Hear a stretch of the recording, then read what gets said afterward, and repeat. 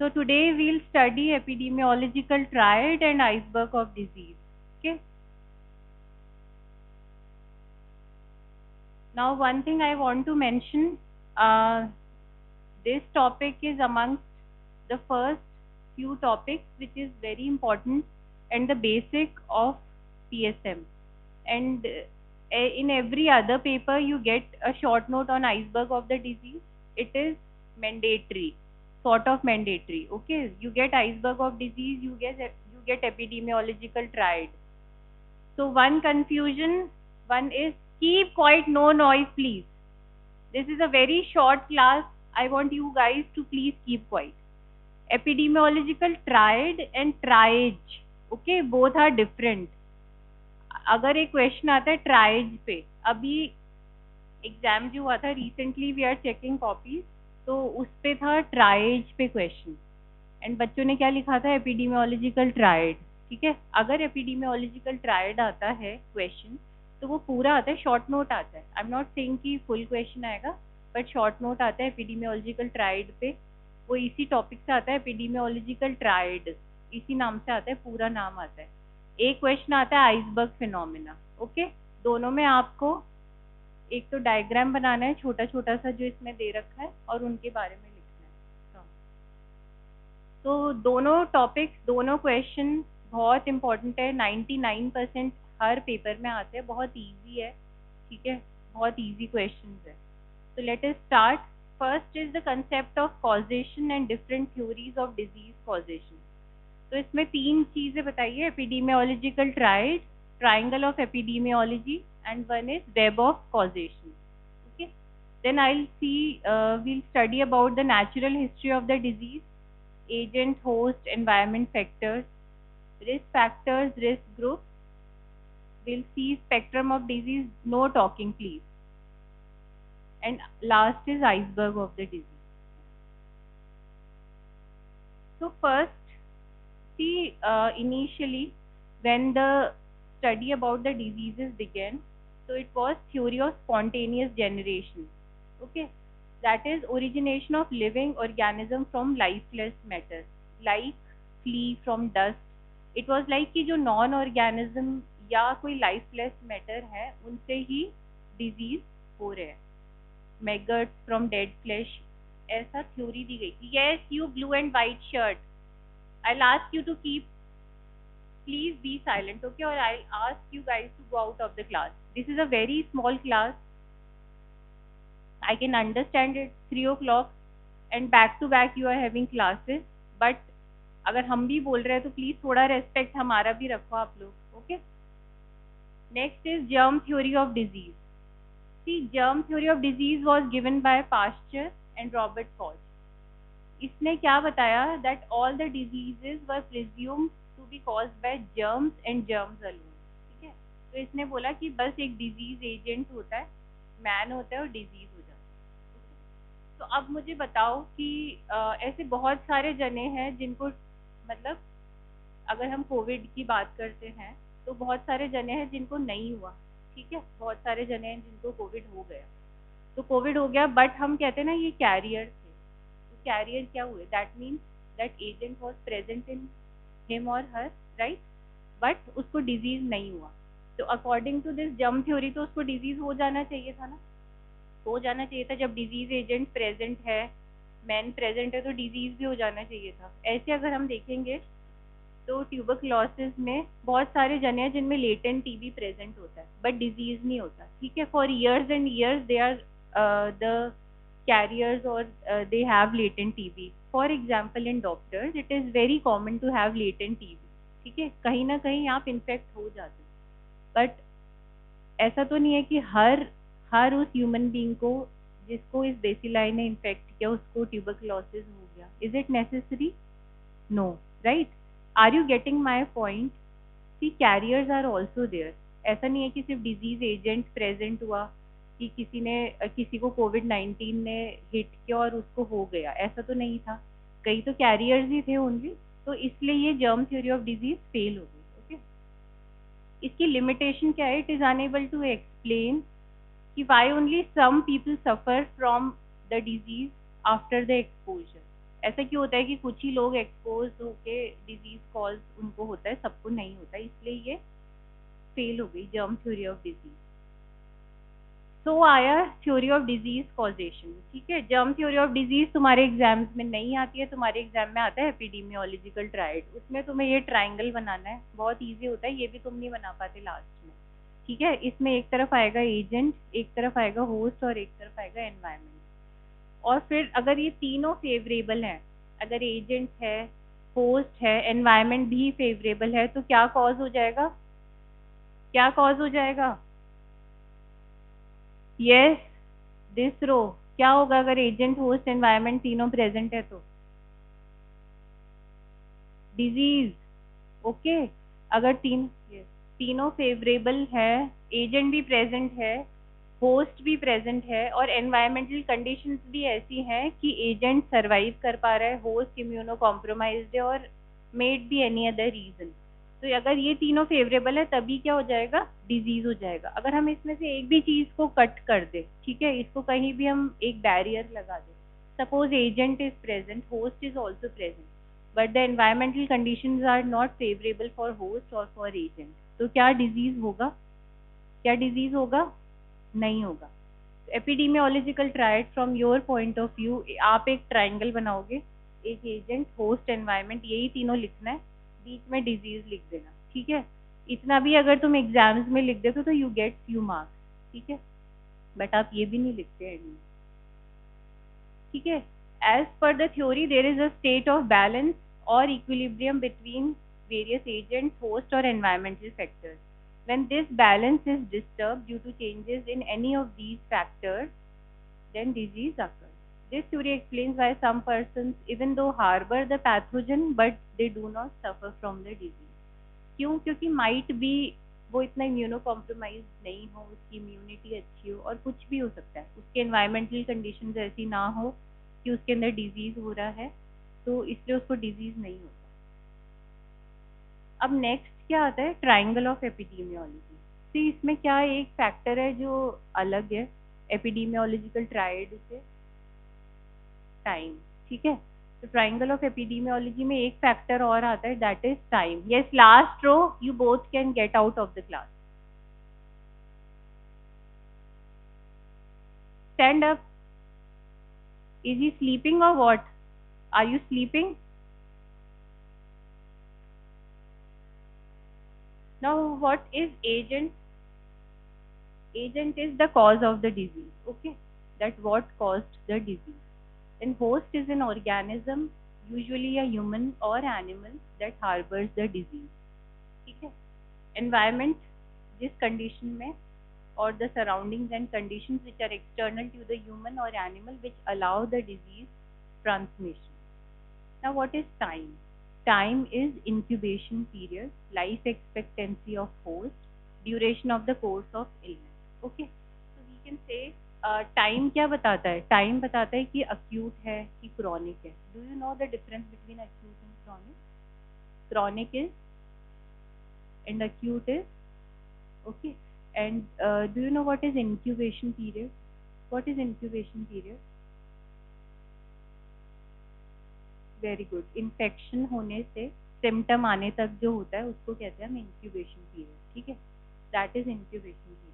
तो टाइम इसलिए इम्पोर्टेंट है कि कितना टाइम हुआ, कितने टाइम तक, सपोज एक पर्सन है, कोई रेस्पिरेटरी इलनेस है जो एक से दूसरे को होती है, तो उसमें टाइम ड्यूरेशन इज इम्पोर्टेंट, कितनी देर वो बंदा उस दूसरे बंदे के साथ, सपोज कोविड है, कितनी देर उसने बात करी, क्या करा, ठीक है। तो टाइम इज इम्पोर्टेंट। ऐसे टाइम इज इम्पोर्टेंट कि ऑनसेट कैसा है, अक्यूट है, क्रॉनिक है, ठीक है। This is the way we can say ये चीज़ है। तो एजेंट क्या होता है, व्हाट इज एजेंट? जो डिजीज क्या करता है, कॉज करता है, ठीक है। होस्ट क्या होता है? जिसको डिजीज होता है, ठीक है, it can be an animal or a human being. Environmental conditions होती है, and time which defines the life expectancy pathogen. Now agent is a substance, it can be living or non-living, or a force, tangible, intangible, the excessive presence of relative lack of which may initiate or perpetuate a disease process. Okay. See agents क्या क्या हो सकते हैं, एक होते हैं biological agent, ठीक है, बायोलॉजिकल प्रॉपर्टीज ये कर सकते हैं, जैसे इन्फेक्टिविटी कर सकते हैं। व्हाट इज इन्फेक्टिविटी, कि किसी और की बॉडी के अंदर जाके वो इन्वेड कर गए एंड मल्टीप्लाई कर गए, ठीक है, इन्फेक्ट उन्होंने कर दिया, इन्वेड भी कर गए, मल्टीप्लाई भी कर गए, that is infectivity. Next is pathogenicity, ये आपसे पूछा जाता है वाइवा में। ओके, पैथोजेनिसिटी इज कि क्लिनिकली आपको सिम्टम्स भी नजर आने लगे, ठीक है, तो पैथोजेनेसिस भी, इन्फेक्शन कर दिया पहले, इन्फेक्टिविटी कर दी, पैथोजेनिसिटी इज कि इंड्यूस कर दी क्लिनिकली अपेरेंट इलनेस जो आपको दिख रही है। विरुलेंस क्या हुआ, कि सीवियर क्लिनिकल मैनिफेस्टेशंस भी हो गई, ठीक है, दैट इज विरुलेंस।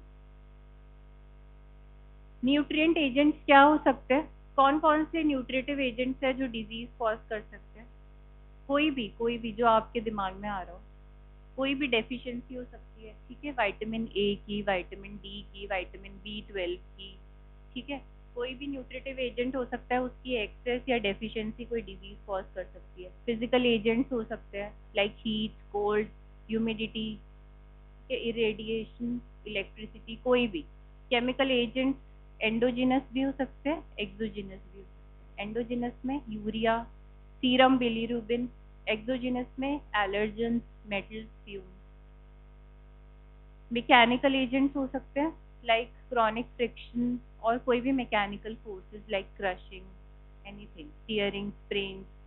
एब्सेंस और इनसफिशिएंसी और excess of a factor necessary to health, like कोई क्रोमोसोमल डिसऑर्डर हो गया या फिर हॉर्मोन्स हो गए। सोशल एजेंट्स भी हो सकते हैं like poverty, unhealthy lifestyle, etcetera. तो अब मैं वापस आती हूँ इस पे।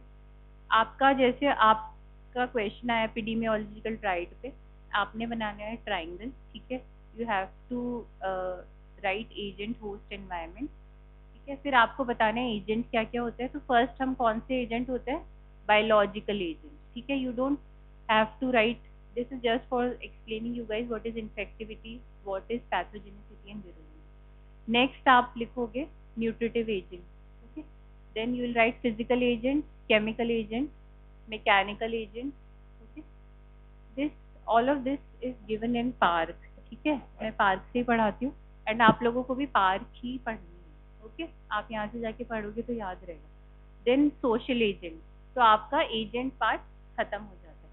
अब नेक्स्ट आता है host, a person or other animal including birds, arthropods, which afford subsistence or lodgement to an infectious agents under natural conditions, ठीक है।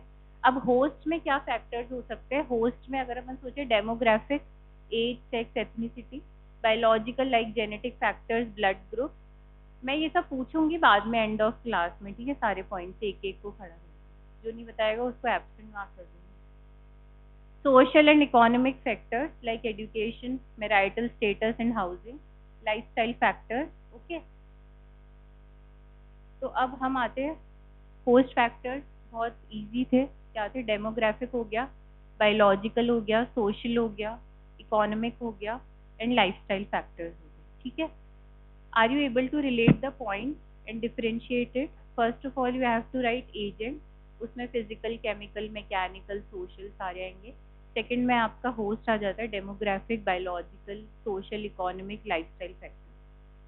फिर आता है एनवायरनमेंट, एनवायरमेंटल फैक्टर्स में all that is external to the individual, human host, living and non living, with which he is in constant interaction. आपका environment है, आप कोई हॉस्टल में रहता है, कोई घर में रहता है, हर जगह का एनवायरनमेंट इज डिफरेंट, तो दैट इज एनवायरमेंटल कंडीशन। ये आपका थर्ड पॉइंट है एनवायरनमेंट, ठीक है, ट्राइड का।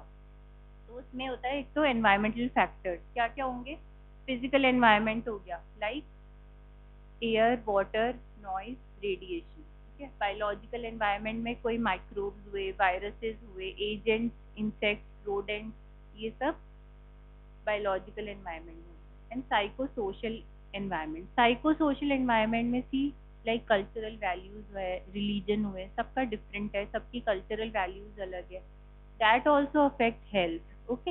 How come they affect health, for example आपकी हैबिट्स ही देख ले, हर किसी के घर की डिफरेंट डिफरेंट हैबिट्स है, ठीक है, someone is vegetarian, someone is non vegetarian, okay.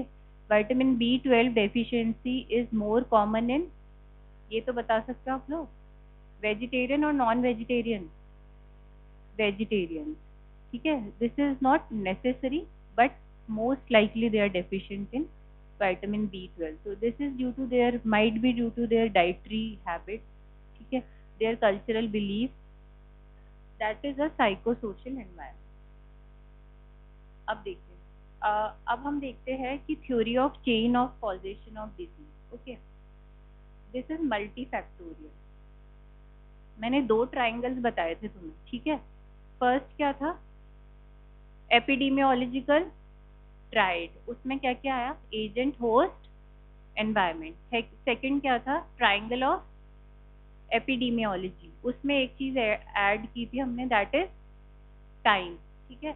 And ये है last advance model of triangle of epidemiology, ठीक है। ये तीनों ट्राइंगल्स आपको आने के, कुछ बहुत ज़्यादा इसमें रॉकेट साइंस में है, इजी सा है। इसमें क्या आएगा कि टाइम आएगा, पॉजिटिव फैक्टर्स आएंगे। अब एक जो आपने देखा था होस्ट, उसकी जगह हम आ जाएगा कि ग्रुप और population along with their characteristics also, okay, group और population with their characteristics, and environment आएगा, environment के साथ ही behavior, culture, physiological factors, ecological factors, ये सब आएंगे, ठीक है। थोड़ा सा एडवांस्ड वर्जन है, उसी को थोड़ा सा डिस्क्रिप्टिव फॉर्म में दे दिया। लेकिन ये कई बार अब क्वेश्चन आता है कि आपको तीनों ट्राइंगल आ जाते हैं, ठीक है, एग्जाम के अंदर कि आप तीनों बताओ। आपको लिखना कुछ भी नहीं आता तो मत लिखो, ये बना दो तीनों ट्राइंगल, ये तो कर दोगे ना आप लोग, ठीक है। This is advance model of triangle of epidemiology, ठीक है। अब देखो मैं जो बताना चाह रही हूँ, theory of web of causation, इसमें क्या है, see this, that is multi factorial causes. ये क्या बता रहा है कि अब आप ये ऊपर से स्टार्ट करो, see this, this is web of causation, okay. Changes in lifestyle and stress, तो changes in lifestyle, that is कोई अबंडेंस ऑफ फूड, बहुत अच्छी हैबिट्स नहीं है उसकी, फिजिकल एक्टिविटी नहीं है, स्मोकिंग भी कर रहा है, ओबेसिटी भी है, तो this is all lead to hyperlipidemia, ठीक है। अगर स्ट्रेस है तो इमोशनल डिस्टर्बेंसेस हैं, एजिंग भी है तो हाइपरटेंशन है, तो ये सब एंड में आके क्या कर रहे हैं, कोरोनरी ओक्लूजन कर रहे हैं, ठीक है।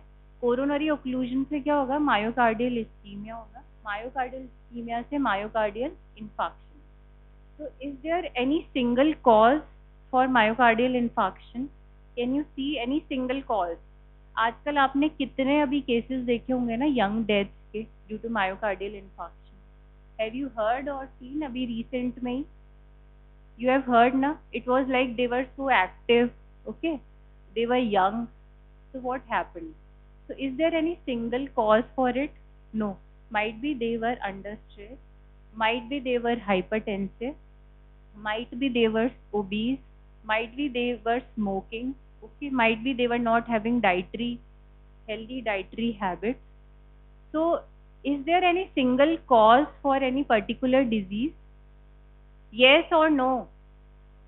So this is known as web of causation, ठीक है, multi factorial web of causation. नाम से पता चला है मल्टी फैक्टोरियल यानी बहुत सारे फैक्टर्स, यानी एक डिजीज होने के लिए बहुत सारे फैक्टर्स इंपॉर्टेंट है। If you talk about, this is myocardial ischaemia और infarction, if you talk about diabetes, तो it can be hereditary, right, it can be due to your lifestyle, then it can be due to, sit here, yes, you also, you sit here, and it can be due to your unhealthy lifestyle, diabetes can be due to any of these reasons, right? हो सकता है ना किसी भी कारण से, तो can you से कि इस बंदे को डायबिटीज है तो इसी वजह से है? आप किसी का पर्टिकुलर बता सकते हो क्या? किसी को बता सकते हो? ये जो नॉन कम्युनिकेबल डिजीजेज हैं आजकल, myocardial infarction, hypertension, obesity, cancer, ये सब किसी भी कॉज से हो सकते हैं, ठीक है। It can be due to any cause, so this is known as multifactorial web of causation। इस पे भी आता है शॉर्ट नोट, ठीक है, आपको इस तरह का बनाना है। अब यही बता रहा है ये कि in web of causation not only is the disease seen as having multiple causes, but each of these causes is seen being an effect for the disease. ठीक है, हर जो भी कॉज होता है ना, सपोज एक बंदा है वो स्मोकिंग भी कर रहा है, उसकी लाइफस्टाइल अच्छी भी नहीं है और वो फिजिकल एक्टिविटी भी नहीं कर रहा, तो सबकी सिनर्जिस्टिक इफेक्ट आ रहा है उसके ऊपर. ठीक है, सबका सिनर्जिस्टिक इफेक्ट आ रहा है और एक डिजीज कॉज हो रहा है. कोई एक अकेला कॉज नहीं है. आप उसको ये नहीं बोलोगे सिर्फ कि तू स्मोकिंग बंद कर दे तो यार तेरे को ये नहीं होगा. ठीक है, तो ये होता है multi factorial causation, web of causation. इस पे शॉर्ट नोट आता है आपका, इस तरह का डायग्राम बनाना है. ये क्लियर है क्या सबको? Is it clear to all of you? बोलो तो तेज बेटा. खाना खा लिया? जल्दी से खत्म करते, बोलोगे नहीं तो और खिंचती जाएगी क्लास. ठीक है, तो आपको इस तरह का बनाना है diagram. Is it clear to all of you? तो next is natural history of disease. इसको मैं शॉर्ट में बताती हूँ, आपके पास एक और इसकी क्लास आएगी. सी दिस, इसमें होता है अगर कोई भी हम डिजीज देखते हैं तो उसमें ये देखो. ठीक है, एक तो होता है पीरियड ऑफ प्री पैथोजेनेसिस और एक होता है पीरियड ऑफ पैथोजेनेसिस. दो फेजेस बनाने हैं आपको नेचुरल हिस्ट्री में. ठीक है, तो देखिए आप,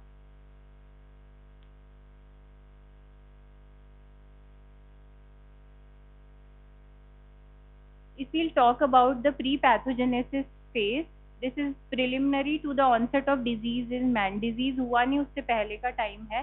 The disease agent has not yet entered the man, but the factors which favor its interaction with the human host are already existing in the environment. ठीक है, तो it is the period of susceptibility. सारे factors जो responsible होते हैं किसी disease के को करने के लिए, वो सारे factors present है, बस disease अभी हुआ नहीं है. तो इसको बोलते हैं प्री पैथोजेनेसिस फेज.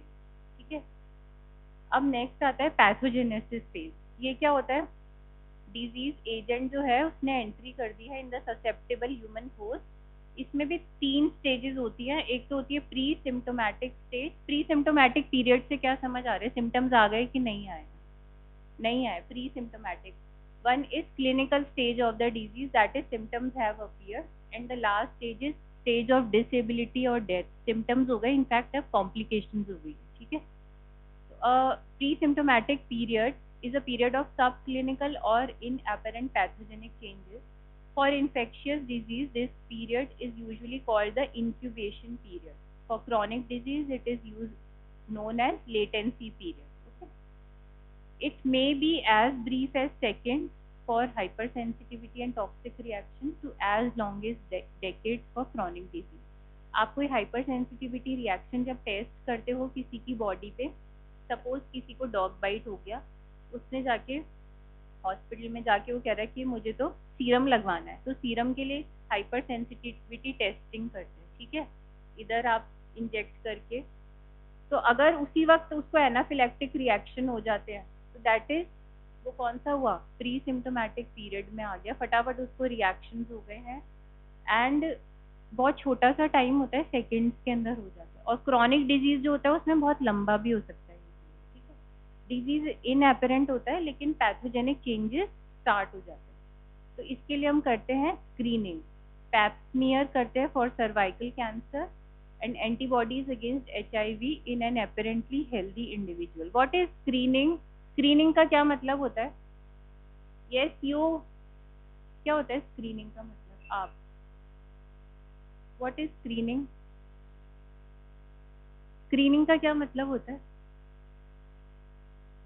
आप सबको मैंने आप सबका मैंने आज बीपी मेजर करा या शुगर मेजर करी. ठीक है, तो सपोज करो गॉड फॉरबिड 10% जन है जिनका बीपी हाई आया, तो मैंने क्या किया? स्क्रीन आउट करा उन जनों को who are at higher risk for hypertension.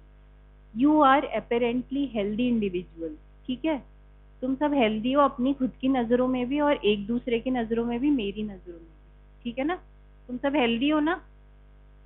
No ma'am, who is not healthy. ठीक है, you are apparently healthy. Mark this word, apparently healthy individuals में जब हम कोई डायग्नोस्टिक टेस्ट करते हैं, सपोज मैंने आपका शुगर टेस्ट करा, ब्लड, रैंडम ब्लड शुगर, ठीक है, RBS करा, किसी किसी का रेज्ड आया, उससे पहले जब तक रेज नहीं आया था वो बिल्कुल ठीक था या ठीक थी, बिल्कुल टेंशन नहीं थी उसको, ठीक है। जैसे ही रेज आ जाता है तो वो बंदा या बंदी टेंशन में हो जाता है कि यार मेरे तो ब्लड शुगर रेज्ड आया है, आई शुड बी कॉशियस। वो जाके अपना फास्टिंग ब्लड शुगर कराता है, HbA1c करवाता है, ये सब टेस्ट करवाता है। तो जब फर्स्ट टाइम उसका रैंडम ब्लड शुगर टेस्ट हुआ, दैट वाज स्क्रीनिंग। स्क्रीनिंग मतलब छटना, ओके। आप में से कितने स्टूडेंट्स है? 250 स्टूडेंट्स है बैच में, ठीक है। 250 या 200 स्टूडेंट्स में से सपोज 20 बच्चों का हाइपरटेंशन आया, बीपी रेज्ड आया, तो वो स्क्रीन आउट कर दिया, that is known as screening, okay, समझ गए। तो हम स्क्रीनिंग करते हैं जब हमें अपेरेंटली हेल्दी इंडिविजुअल्स के ऊपर करते हैं, ठीक है। That is pap smear for cervical cancer and detection of HIV करा। हम ऐसे ही हम फुल बॉडी चेकअप कराते हैं ना, जो अबव 40 अब कहते हैं आपको फुल बॉडी चेकअप कराना चाहिए। ही वॉज और she was apparently healthy but हमने स्क्रीन आउट किया। Now next is clinical stage, ठीक है। क्लिनिकल स्टेज में क्या आएगा कि ऑनसेट ऑफ सिम्टम्स आपको दिख रहे हैं फ्रॉम सब क्लिनिकल टू क्लिनिकल डिजीजेस, और जो सिम्टम्स है वो प्रोग्रेस करते जा रहे हैं। तो if the question comes on natural history of disease, first phase is, कौन सी फेज होती है? प्री पैथोजेनेसिस फेज, ठीक है। Second is pathogenesis phase. First is pre pathogenesis, next is pathogenesis phase. Pathogenesis phase में 3 स्टेजेस होती है, कौन कौन सी? Pre symptomatic, then clinical stage and last one is stage of disability और डेथ, ठीक है। तो इसमें कॉम्प्लिकेशंस हो सकते हैं, जैसे ब्लाइंडनेस हो सकता है ट्रैकोमा से, अगर सही टाइम पे उसको ट्रीट नहीं किया गया। मेनिंजाइटिस में रिजल्ट इन ब्लाइंडनेस और deafness, these are the examples. अगर नेचुरल हिस्ट्री ऑफ डिजीज पे क्वेश्चन आता है, वैसे एक क्लास और होगी उसकी, तो आपको सबसे पहले लिखनी है pre pathogenesis phase, then you have to write pathogenesis phase. Pathogenesis phase में 3 स्टेजेस लिखनी है। Is it clear to all of you? ऐसा डायग्राम अगर तुम्हें याद हो जाता है तो बना लेना, ठीक है। See first is pre pathogenesis phase, agent, host and environmental factors are responsible. Then period of pathogenesis में early pathogenesis, then signs and symptoms, illness, disability, defect and last is chronic state and then death, okay. Risk factors क्या क्या होते हैं? एक तो modifiable risk factors होते हैं और एक नॉन मॉडिफाइबल रिस्क फैक्टर्स होते हैं। What are modifiable risk factors? Anyone from this row? Modifiable risk factors कौन से होते हैं? Anyone? What are modifiable risk factors? Anyone from this? जिनको हम मॉडिफाई कर सकते हैं, नाम से पता नहीं चल रहा। Modifiable risk factors which can be modified, for example lifestyle changes, ठीक है, ये आप कर सकते हो। What are non modifiable risk factors which cannot be modified? For example, genetic factors, age, can it be modified? No. Sex, can it be modified? No. तो ये सब कौन से होते हैं? नॉन मॉडिफाइबल, ठीक है। Modifiable risk factors are which are amenable to intervention, like smoking, obesity, serum cholesterol, ये सब मॉडिफाई कर सकते हो आप। Age, sex, family history, genetic factors, they can not be modified, okay. Now this is not for you. अब last है, ठीक है, इसको सुन लो ढंग से। ये है आइसबर्ग ऑफ डिजीज। इस पे बहुत मतलब मैंडेटरी है, तुम्हारे क्वेश्चन आएगा ही आएगा, हर पेपर में आएगा, ठीक है। आइसबर्ग ऑफ डिजीज पे शॉर्ट नोट आता है। इसका जो फ्लोटिंग टिप है, इसी तरह का डायग्राम बना देना, एक बुक में दे रखा है। फ्लोटिंग टिप बनाओगे, ये आइसबर्ग बनाओगे। तो फ्लोटिंग टिप क्या है? That is clinical cases which we can see, okay। मैंने बोला apparently healthy individuals, apparently unhealthy individuals जिनका हमें पता है कि इसको ये डिजीज है, इसको कैंसर है, इसको डायबिटीज है, इसको हाइपरटेंशन है, इसको हार्ट डिजीज है, तो वो क्या हुए? क्लिनिकली एपरेंट है ना, वो पता है डॉक्टर को भी और उसको भी कि मुझे ये बीमारी है, तो वो क्लिनिकल केसेस हुए। तो फ्लोटिंग टिप तो वो रिप्रेजेंट करता है जिनका हमें पता है कि इनको बीमारी है, that is the clinical cases. अब इसका तुम सबमर्ज्ड पोर्शन देखो, कौन सा पोर्शन ज्यादा बड़ा है, आइसबर्ग का टिप या सबमर्ज्ड पोर्शन? सबमर्ज्ड पोर्शन क्या बताता है? सबमर्ज्ड पोर्शन बताता है hidden mass of the disease, जिनको लेटेंट इन्फेक्शन है, जो प्री सिम्टोमेटिक है, अनडायग्नोस्ड केसेस है, ठीक है। तो मेडिकल फील्ड की सबसे बड़ी जो यू कैन से इन हिंदी विडंबना है, वो यही कि बहुत सारा पार्ट जो है वो सबमर्ज्ड पोर्शन है, ठीक है। वी डोंट नो कि अंदर बॉडी के क्या चल रहा है, इसको क्या बीमारी है। तो those are apparently healthy individuals but they are not healthy, okay, they have some or the other kind of disease but they are undiagnosed। तो आपको जब आइसबर्ग ऑफ डिजीज पे क्वेश्चन आता है, वाटर लाइन जो बताती है वो एपेरेंट और इनएपेरेंट के बीच का डिफरेंस बताती है। तुम्हें एक आइसबर्ग बनाना है, फ्लोटिंग टिप बनानी है, फ्लोटिंग टिप के आगे तुम लिखोगे क्लिनिकल केसेस। सबमर्ज्ड पोर्शन बनाना है, सबमर्ज्ड पोर्शन के आगे आप लिखोगे हिडन मास, लेटेंट और इनएपेरेंट या pre symptomatic cases. Water line आप बताता है demarcation between apparent and inapparent. Is it clear to all of you? Is it clear everyone? बताओ, आप बताओ। Yes you, green, yes. अगर सुना हो तो, आपको नहीं, आपको पीछे वाला। Yes, what does the floating tip of the iceberg represent? Those are not the symptoms, that are the clinical cases, okay। सुना नहीं था तुमने ढंग से, वैसे you were talking इसलिए, ठीक है, sit down। Those are the clinical cases, okay। Yes you, submerged portion क्या बताता है, आप बता दो।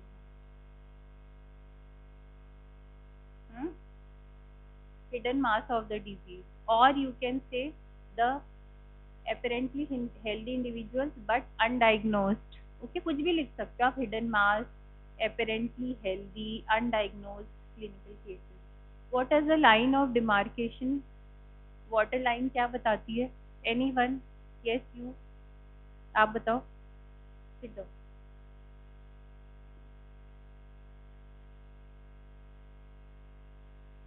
apparent and inapparent disease के बीच में जो लाइन है वो बताती है, ठीक है।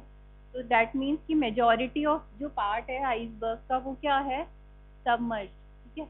अब किसी को अपन बोलते हैं, like recently we have heard so many cases of myocardial infarction, though people were sadly they were apparently healthy but some or the other part was not diagnosed, okay, they were apparently healthy, so were they on the floating tip or the submerged portion of the disease? yes, submerged portion में आते हैं ना, वो दिख तो अच्छे भले ही रहे थे, लेकिन किसी को भी, कोई भी यंग को, अपेरेंटली हेल्दी इंडिविजुअल को अगर ऐसा कुछ होता है, that is they are undiagnosed cases. Might भी उनके कुछ ब्लॉकेज हो, माइट भी कुछ और हो, तब ऐसा हुआ, but that part was undiagnosed. तो अगर एग्जाम में आता है, तुम इतना कर लोगे क्या? आइसबर्ग बना दोगे? ये डायग्राम बनाना है, 3 चीजें लिखनी है, ओके, इतना सा कर देना। कि क्लिनिकल केसेस ये बस डेटा है कि कितने सारे हैं क्लिनिकल केसेस, और सब clinical cases are estimated to be 1.2 million unreported AIDS cases in adult and about 8 to 10 million HIV infected adult. ये तो सिर्फ HIV का है, the number is tremendous if you talk about each and every disease, okay. That's it for today.